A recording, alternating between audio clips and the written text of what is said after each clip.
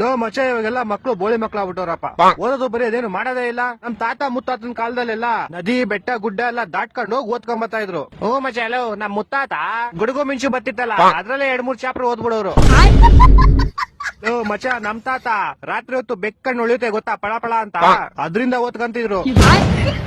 Low ma'am ನಮ್ ತಾತ ನೋಡ್ರಿ ಅಕ್ಕ ಪಕ್ಕ ಮನೆಯವರೆಲ್ಲ ಉರ್ಕೊಳ್ಳೋರು. ನಮ್ ತಾತ ಆ ಬೆಳ್ಕಳೆ ಓದ್ಕೊಂಡ್ಬಿಡೋರು. ಲೋ ಮಾಮ್ಸ್ ತಾತ ಮುತ್ತಾತನೆಲ್ಲ ಬಿಟ್ಟಾಕ್ರಲ್ಲಿ ನಾವೆಲ್ಲ ಹೆಂಗ ಓದ್ತಾ ಇದ್ವಿ. ಹೂ ಮಚ್ಚಲ್ಲ ನಾನು ವಾಚ್ದ ಲೈಟ್ ಬತ್ತಿತ್ತಲ್ಲ ಅದರಿಂದ ಓದ್ತಿದ್ದೆ. ಎಷ್ಟು ಉರ್ತಾವ್ರ ಮಾಮ್ ನಾನು ಕಲ್ನ ಒಂದಕ್ಕೊಂದ್ ನೋಡೋರೆ ಬೆಂಕಿ ಕಿಡಿ ಬತ್ತಿತ್ತಲ್ಲ ಅದರಿಂದ ಓದ್ತಿದ್ದೆ.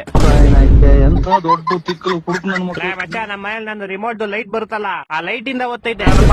ಒಂದೊಂದಲ್ಲ ಲೋ ಮಾಮ್ಸ್ ನನ್ ಕತೆ ಕೇಳ್ರಿ ಇಲ್ಲಿ. ಒಂದ್ ಬುಕ್ ಬೆಂಕಿ ಹಚ್ಬಿಡ್ತಿದ್ದೆ. ಆ ಬೆಂಕಿ 6 ವರ್ಷದಲ್ಲಿ 3-4 ಬುಕ್ ಓದ್ಬಿಡ್ತಿದ್ದೆ. ಕೊಟ್ಟಿದ್ ನನ್ನ ಮಗನಲ್ಲ. ತಪ್ಪ ಮಾಡ್ಬಿಟ್ಟೆ ನೀನು. ಏನ್ ತಪ್ಪ ಮಾಡ್ಬಿಟ್ಟೆ? ನಿಂಗೆ ನಿಮ್ ತಾತಂಗೆ ಓದಕ್ ಇಷ್ಟೊಂದು ಚೂಳಿದಿದ್ರೆ ಒಂದ್ ಕ್ಯಾಂಡ್ಲ್ ತಗೊಂಡ್ಬಿಡ್ಬೇಕಾಯ್ತು. ಅಕ್ಕ ನಿಂಗೆ ನಿಮ್ ತಾತಂಗೆ ಓದ್ಬೇಕಂತ ಅಷ್ಟೊಂದು ಚೂಳಿದಿದ್ರೆ ಬೆಳಗ್ಗೆ ಹೊತ್ತೇನ್ ತೆರಿತಿದ್ರ? ಬೆಳಗ್ಗೆ ಹೊತ್ತು ಓದ್ಕೊಬೇಕಾಯ್ತು. ಅಕ್ಕ ನೀನೇನ್ ಅವಾಗಲೇ ನಗ್ತಾ ಇದ್ಯಾ? ನಿಮ್ ತಾತ ಮುತ್ತಾತನ ಬಗ್ಗೆ ನಮ್ಗೇನ್ ಗೊತ್ತಿಲ್ಲ ಅನ್ಕೊಂಡಿದ್ಯಾ? ಇನ್ನು ಗೊತ್ತಿಲ್ಲ ಮಚ್ಚ ಇವ್ರ ತಾತಂದಿರ್ಗೆ ಒಂದೊಂದ್ ಕ್ವಾರ್ಟರ್ಗೆ ಜಮೀನ್ಗಳು ಮಾರ್ಕಂತಿದ್ರು ಇವ್ರ ತಾತಂದಿರು. ಅವನೇನಾಗ್ತಾವ್ ನೋಡೋನು ಬೇವರ್ಸಿ.